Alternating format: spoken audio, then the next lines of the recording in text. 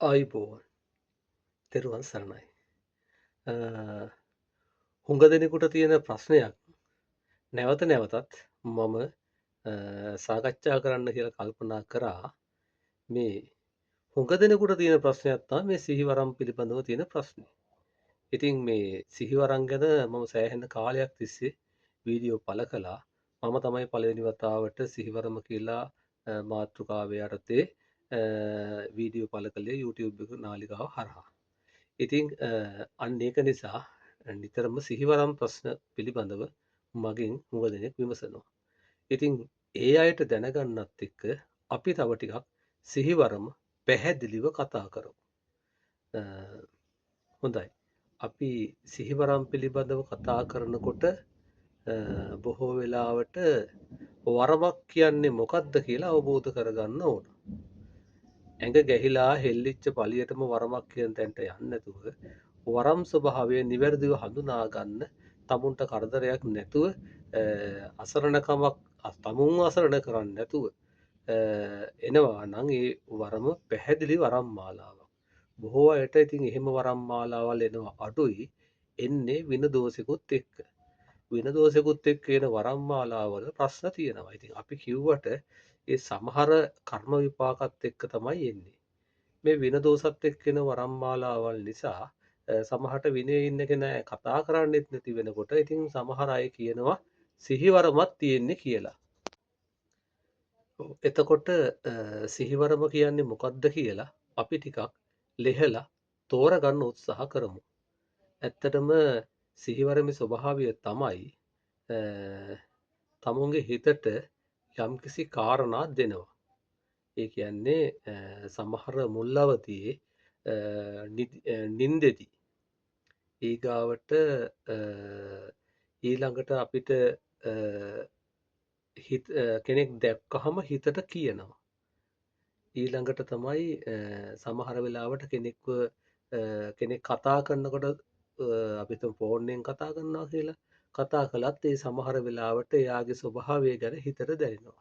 සමහරලාට අපි තෙල් ටිකක් කාට හරි නිකන් හරි ගෑවොත් අසනීපයක් වෙච්ච කෙනෙකුට සුව වෙනවා. මෙන්න මේ වගේ කාරණා කීපයක් වෙනවා. ඒ කාරණාව යම්කිසි සිහිවරම් මාලාවක ලකුණු වෙන්න පුළුවන්. හැබැයි මේක ඥාතියන මුල් අවදී ඇඟට ඇතුල් නොවිත් මේ සිද්ධිය කරන්න පුළුවන්. එළියේ ඉඳගෙනත් මේ සිද්ධිය කරනවා. ඉතින් එතකොට ඒ සම්බන්ධයෙන් හරියටම තෝරගන්න වෙනවා. ඊගාවට මේ නළලට කිරණ වගේ ශක්තියක් එන්න පුළුවන්. ඊගාවට කනට අපි ගැන කරණ මුන්ඩ ශක්තිය වගේ කන චූටි කැක්කුමක් ඇවිල්ලා මොකක් හරි සිගනල් එකක් දෙන්න ඕන වෙනකොට පොඩි කනේ කැක්කුමක් එන්න පුළුවන්. ඒගාවට මේ අත්වලට මෙන්න මෙහෙම කිරණ ශක්තියක් ඇවිල්ලා ඒක අපි කියන්නේ ඔතෙන්දී කාරණා කීපයක් ඔතන සඳහන් කරන්න ඕන. සිහිවරම කියලා ගත්තහම විශේෂයෙන් සංසාරගත ඥාතීන්ගෙන් ලැබෙන්නා වූ සිහිවරම් මාලාව තමයි ප්‍රබලම. ඒ ප්‍රබල සිහිවරම් මාලාවේ ස්වභාවය නම් ඒගොල්ලෝ බොහෝ වෙලාවට කිරණ ශක්තියක් තමයි දෙන්නේ. එයාලා අපෙන්ම පින් ගන්නවා නෙමෙයි. අපි සංසාරයේ විඳින සමහර දුක් දැකලා ඒ අය පිනුත් ගන්න සහ අපිට උදව් කරන්නත් එක්ක මේ සසර ගමන යනකොට කිරණ ශක්ති මාලාවල් නිකුත් කරලා අපිට ඒ හා මේකෙන් ගොඩ එන්න අවශ්‍ය වටපිටාව හදන කොටසකුත් ඉන්නවා. සමහර අය සංසාරයෙන්ම ඇවිල්ලා ඉන්නවා. ඒ එන්නෙම අපිට උදව් කරන්නමයි. ඒක මේ බැඳීම් සසර ගනුදෙනු කියලා අපි කියන්නේ. ඉතින් එහෙම අයත් ඇවිල්ලා උදව් කරනවා. එතකොට මෙන්න මේ කොටස් සේරම ඇවිල්ලා උපකාර කරනවා උදව් කරනවා මේ සිහිවරම් මාලාවට. විශේෂයෙන් සිහිවරම් මාලාවල් එනකොට ඊශ්වර දෙවියෝ හරහා එන ඥාතීන්ගෙන් ඒ කියන්නේ ඊශ්වර දෙවියන්ට සම්බන්ධ වෙලා හිටපු ඥාති. ඊට පස්සේ සත්පත්තිනි අම්මට, සුමන සමන් දෙවියන්ට, කතරගම දෙවියන්ට, ඊගාවට සූනියන් දෙවියන්ට. ඒ ආදී ඕනම දෙවි කෙනෙක් කරා සිහියට වරම් මාලාවක් එන්න පුළුවන්. බොහෝ වෙලාවට මහදේව මණ්ඩලයට අදාළව. ඉතින් එතෙන්දී මිනිස්සු හුඟක් වරද්ද ගන්නවා. කතා නොකරන වින යක්ෂණියක් හිටියොත් ඒගොල්ලොත් සිහිවරමට එනවා කියලා. ඒක හින්දා මේ සිහිවරමයි විනය අඳුන ගන්න වෙනවා. එතෙන්දී හරියට පැහැදිලි පරීක්ෂණයක් කරලා හරියට පරීක්ෂාවක් කරලා මිසක් කාටවත් ඔය ගැන සහතික වෙලා කියන්න බෑනේ. සමහර අය ඉතින් කේන්දරෙන් බලලා කේන්දරෙන් කියනවා මෙයාට වරම් මාලාවක් තියෙනවා කියලා. ඇත්තටම කේන්දරය තුලින් වරම් මාලාව ගැන කියන්න පුළුවන්. හැබැයි වරම් මාලාවට අමතරව දෙයක් තියෙනවා නම් ඒකත් කේන්දරෙත් තියෙනවා. හැබැයි මේ දෙකටම අමතරව වරම් මාලාවයි කේන්දරේ ඊට පස්සේ මෙයාගේ කේන්දරේ තියෙන කොටසුයි වරම් මාලාවට අදාළ කොටසුයි එක්ක විනදෝෂිකුත් තියෙනවා නම් එතකොට ඒ සියල්ල කේන්දරේ නැති වෙන්නත් පුළුවන් තියෙන්නත් පුළුවන්. ඒක ග්‍රහ පිහිටීම් අනුව ග්‍රහ ගෝචරයේ අනුව මහදශාව අනුව ආදී සියලු කාරණා නිසා ඒක එහෙම වෙන්න පුළුවන්. එහෙනම් මේක හරියටම තෝරගන්න නැතුව සිහිවරම ගැන හරියටම වැඩ කරන්න යන්න එපා. සිහිවරම කියන එකේදී සිහිවරම තියෙනවා කියලා දැනෙච්ච සියලු දෙනාම මෙන්න මේ කාරණේ කරන්න. පළමුව නිර්මාංශ වෙන්න.